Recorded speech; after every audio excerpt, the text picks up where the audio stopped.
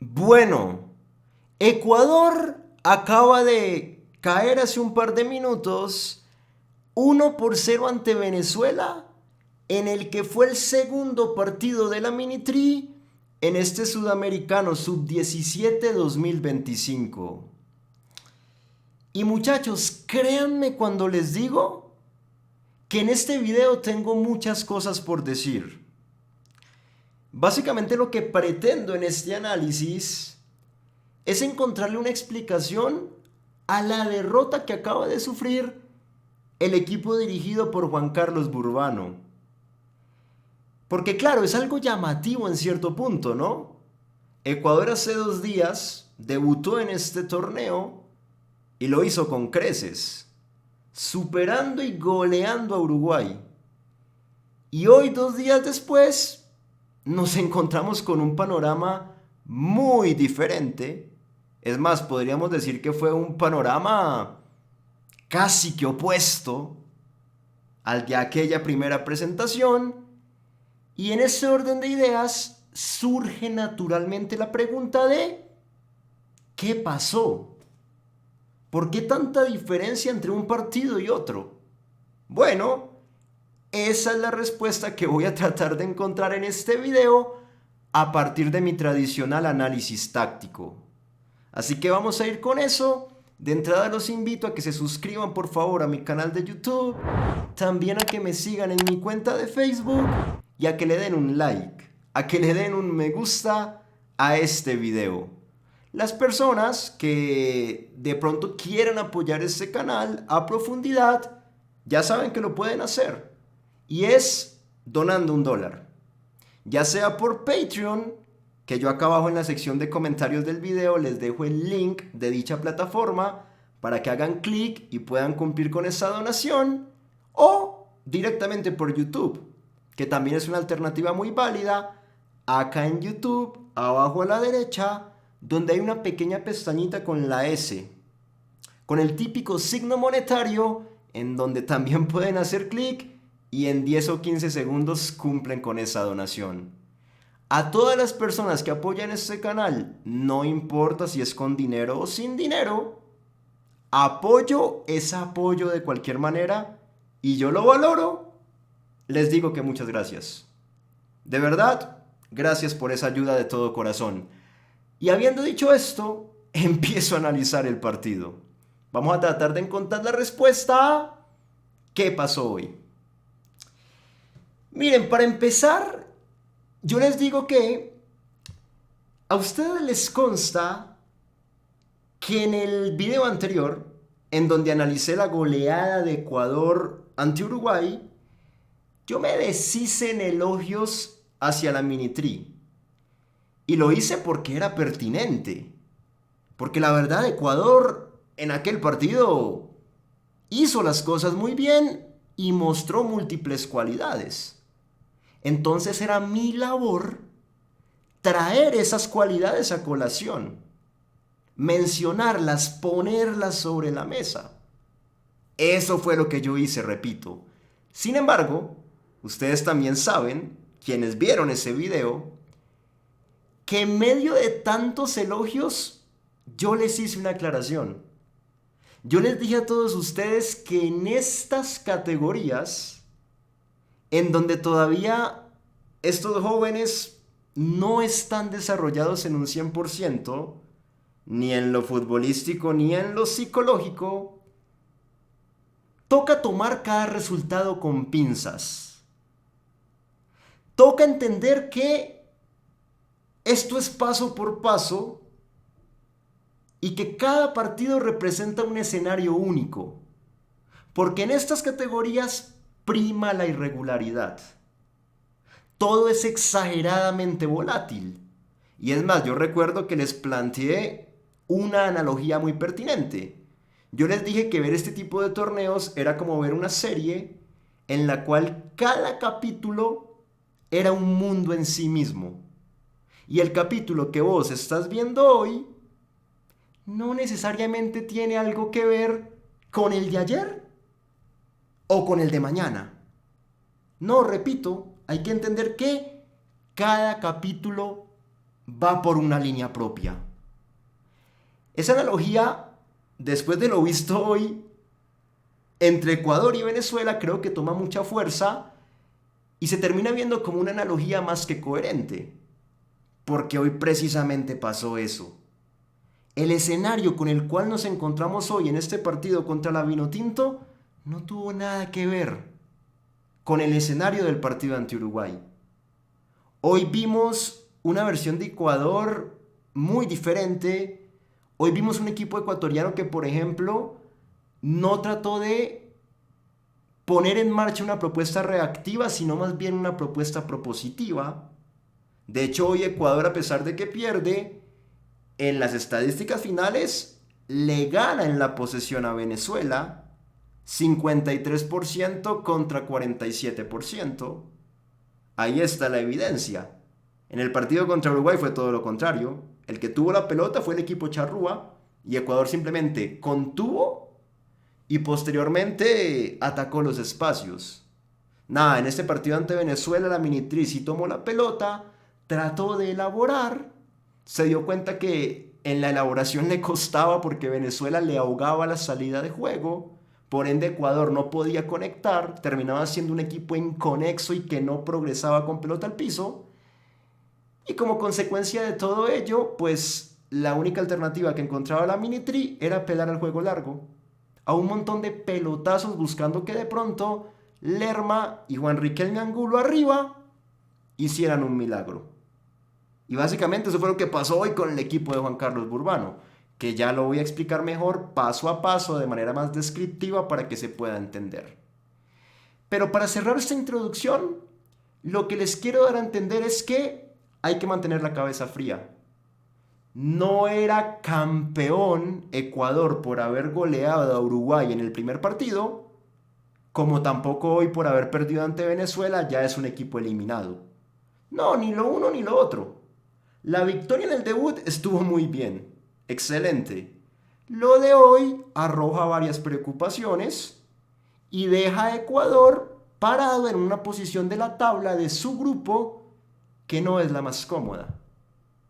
Porque Ecuador en este momento es tercero y bueno, a falta de 2 partidos, toca sumar para poder meterse en los primeros 2 del grupo y clasificarse a las posteriores semifinales. Pero ya vamos a ver qué pasa. Por eso les digo, como cada partido es un mundo distinto, va a haber revancha el jueves y ya veremos qué sucede. Ecuador enfrenta a la Verde, a Bolivia, y al mismo tiempo se enfrentan los 2 máximos rivales que tiene en este momento la Minitri, Brasil contra Venezuela. Entonces toca esperar a que Ecuador pueda ganar su partido y ver qué pasa entre la Canariña y la Vinotinto. Y bueno, de acuerdo a eso, pues ya entenderemos poco a poco cómo se va planteando el panorama de cara a la última fecha que se va a jugar el próximo sábado. Pero entonces, paciencia muchachos, paciencia. Listo, habiendo dicho esto, comienzo con la explicación de qué pasó hoy. Miren, de entrada, algo me pareció raro. Y es que ustedes saben que en este deporte hay un axioma, una de esas creencias que se ha legitimado a lo largo del trasegar histórico, al punto en el cual hoy por hoy se transforma en una creencia incuestionable. Por algo es un axioma. Es algo que no remite, que no acepta cuestionamiento alguno. Y ese axioma, del cual estoy hablando, es que equipo que gana no se toca. Y más aún cuando fue una victoria de 4-0 ante un buen rival como claramente lo es Uruguay. Más allá de que Uruguay hoy perdió ante Bolivia y viene como de capa caída, pero es un equipo con jugadores interesantes y nadie lo puede negar. Entonces, claro, yo quizás entendía que había que modificar ciertas fichas, no se podía poner el mismo 11 titular por algunas circunstancias. Por ejemplo, Fricio Caicedo pues fue expulsado ante Uruguay, entonces hoy no podía jugar.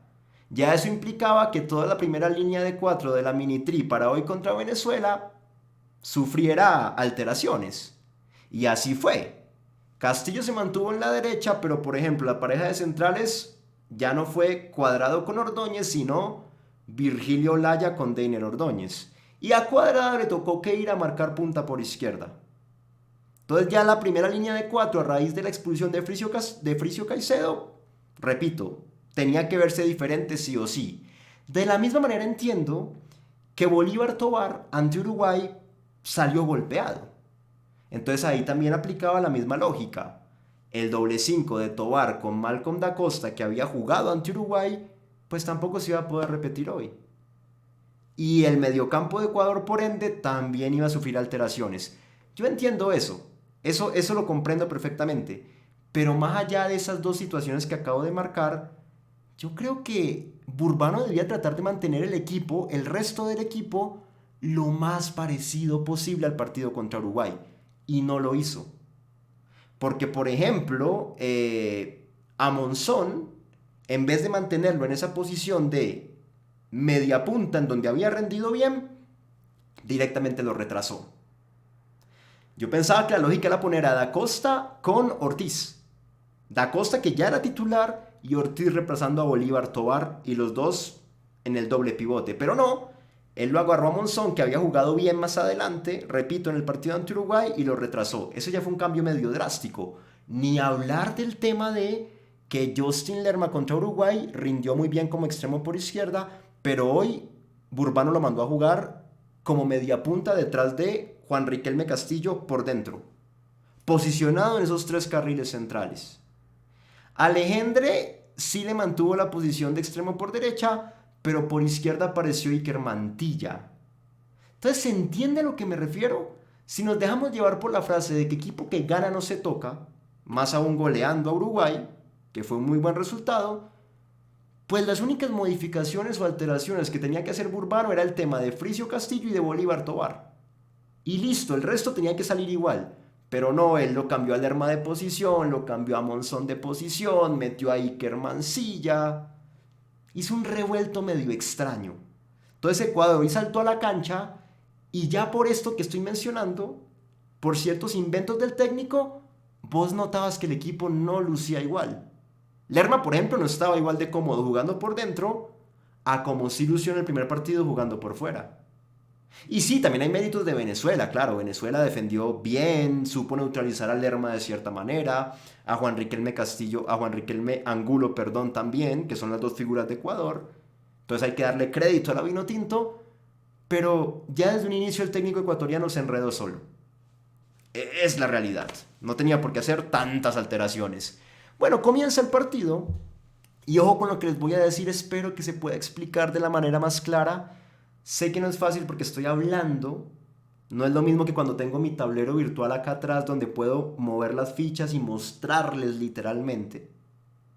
Cuando hago eso es una explicación mucho más didáctica, es pedagogía en su máxima expresión, pero acá hablando pues es más complicado que las cosas queden claras, entonces espero ser lo más preciso posible con mis palabras para que la idea que quiero comunicar pueda llegarles a ustedes de manera efectiva. Comienza el partido y yo veo que Venezuela tiene un 4-4-2.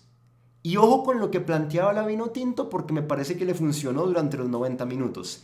Venezuela hacía lo que conocemos como una presión grupal intermedia. ¿Por qué presión grupal?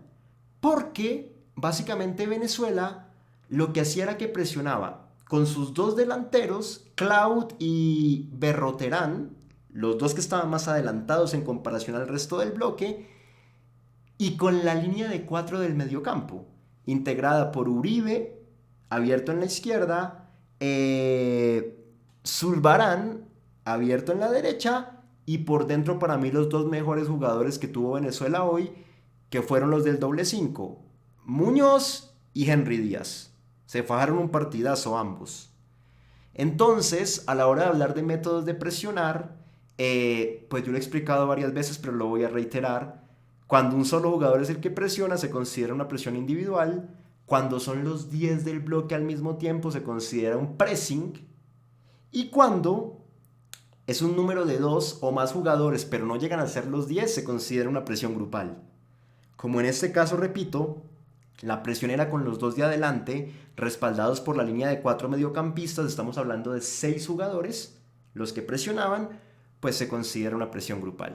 ¿Y por qué intermedia? Bueno, pues por la altura del bloque. Ese 4-4-2 venezolano, ese bloque en general, se posicionaba normalmente en lo que conocemos como zona 2 del campo. Ustedes saben que la cancha tiene 3 zonas.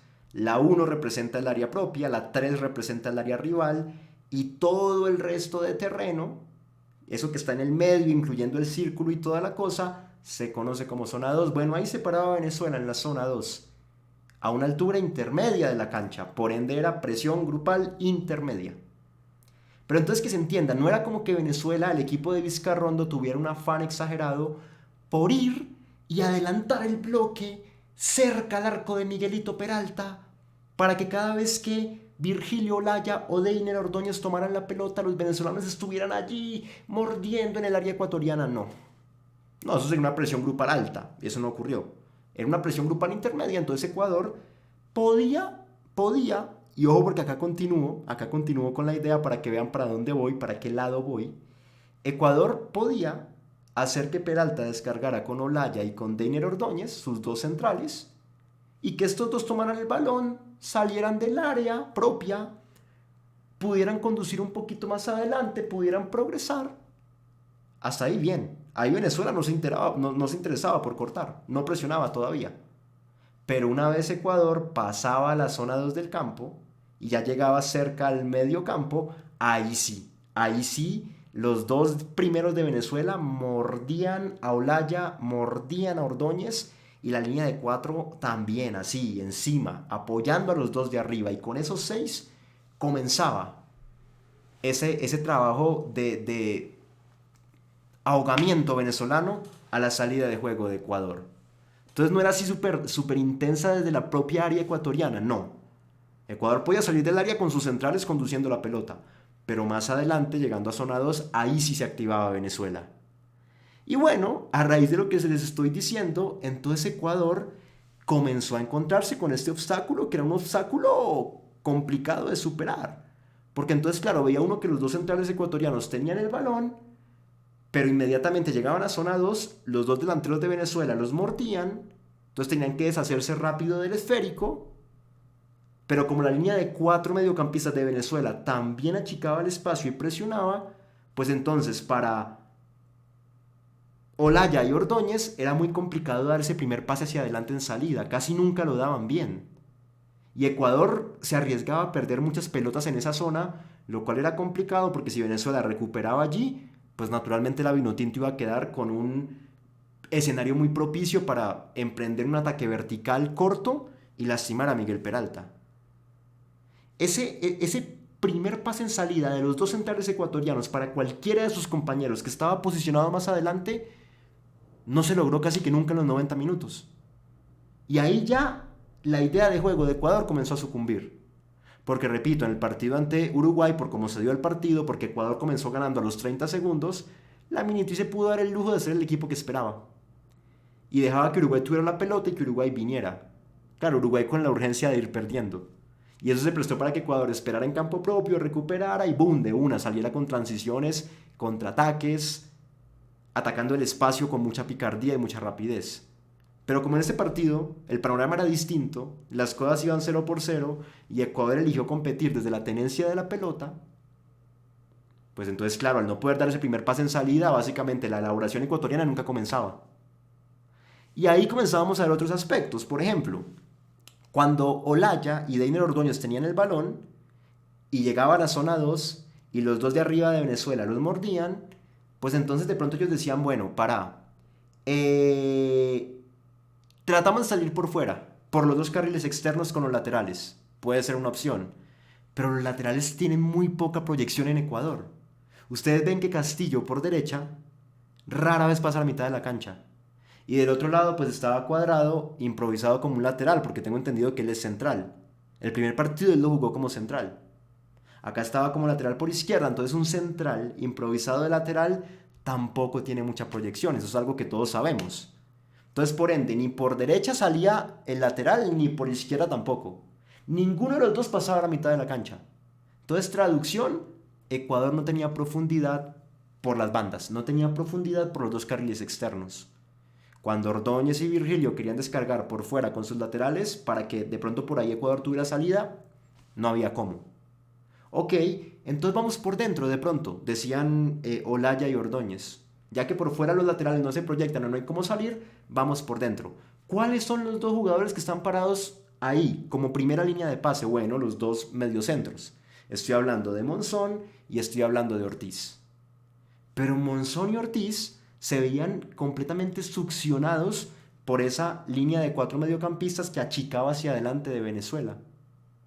Monzón y Ortiz nunca tuvieron la movilidad suficiente como para desmarcarse, mostrarse con libertad y proponerle ese primer pase a cualquiera de los dos centrales, Olaya y Ordóñez. Eso nunca pasó. Siempre cuando Olaya y Ordóñez trataban de meter ese pase por dentro, pues se daban cuenta que era imposible porque sus dos mediocentros, Ortiz y Monzón, estaban muy tomados, muy fijados por los venezolanos. Y cada vez que intentaban mandar ese pase, inmediatamente los dos mediocentros venezolanos, que eran Muñoz y Díaz, ¡brum!, se comían, los absorbían a Monzón y Ortiz. Entonces, según lo que les estoy explicando, ni por fuera ni por dentro. Entonces, ¿cómo haces vos?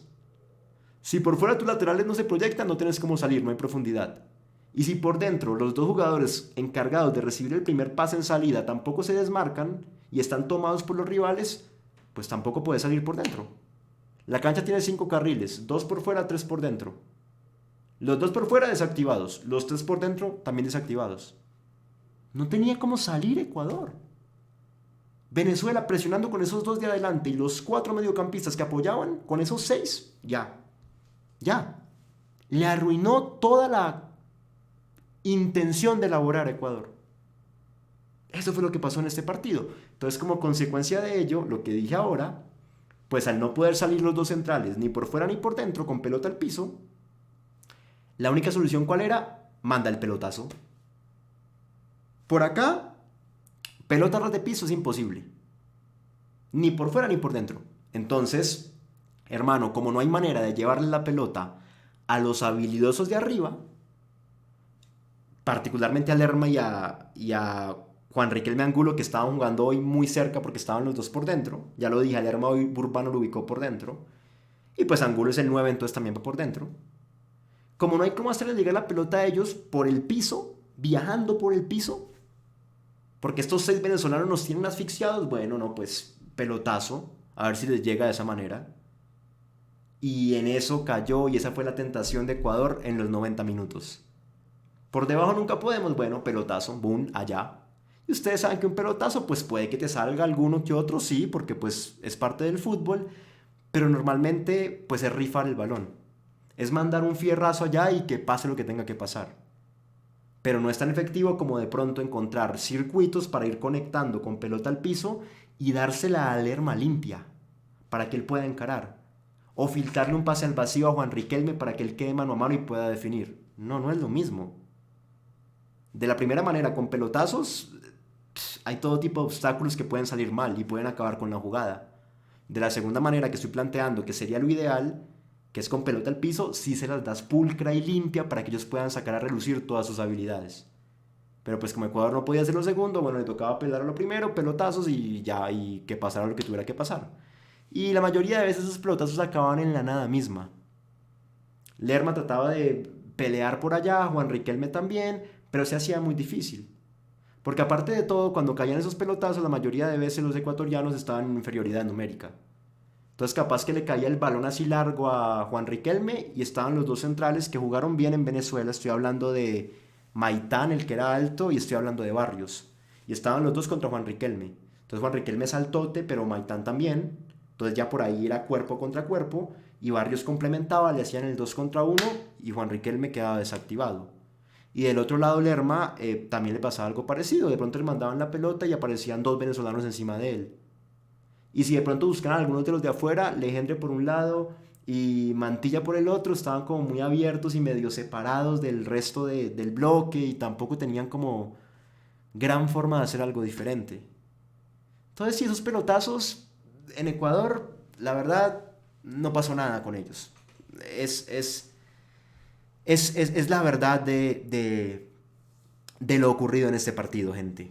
Ustedes vean que el mismo Lerma se denotaba muy desesperado, más de una vez en el primer tiempo e incluso en el segundo.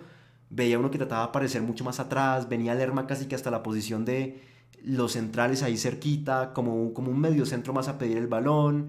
Esa no es una buena señal, porque el Lerma vos lo necesitas adelante, allá donde te va a marcar la diferencia y te va a ayudar a hacer goles. Pero si no le llega la pelota, o si siempre que le llegas con un pelotazo en donde le toca luchar solo, pues obviamente no va a poder y va a tratar de naturalmente venir hasta muy atrás a que le den el esférico limpio, a que sí se lo den al pie. Pero pues si tu jugador más habilidoso está jugando más cerca al círculo de la mitad de la cancha que al arco rival, pues lo está sacando de su zona de influencia. Y eso fue lo que pasó de alguna manera con Ecuador en este partido. Ahí les hice el diagnóstico general de lo que ocurrió en este encuentro futbolístico. Esto traducido ya para aterrizarlo mucho más, se pudo ver en que, bueno, por ejemplo, en ese primer tiempo las llegadas de Ecuador fueron casi que nulas y ninguna partió de la elaboración con pelota al piso porque, repito, Ecuador estaba desconectado, no tenía circuitos. Entonces, por ejemplo, la primera de Ecuador, una pelota larga de Monzón, que por primera vez le pudieron dar un pase ahí cortico, se desmarcó por primera vez, levantó la cabeza y con la zurda mandó un pase largo. Y ese pase generó que Angulo corriera al vacío y Vázquez, el arquero venezolano, salió y como que le punteó la pelota, pero se la punteó corta y llegó Lerma de atrás y también quedó mano a mano con el arquero y Lerma trató de encararlo para un lado y Vázquez también reaccionó y se la quitó de nuevo. No fue una opción así pues que uno dijera, wow, pegó en el palo o qué remate tan claro, no, eso no ocurrió. Pero pues fue la primera vez que Ecuador medio que pudo hacer algo y como ustedes pueden darse cuenta, fue con una pelota larga. No con una elaboración conectando circuitos a ras de piso, no. Una pelota larga de Monzón. Puro pelotazo, es lo que estaba haciendo Ecuador. Porque repito, no podía salir ni por dentro ni por fuera con pelota al piso. Eh, Minuto 24, un tiro libre de Lerma que Olaya la pudo haber peinado y casi que metido, pero no le alcanzó a tocar Virgilio.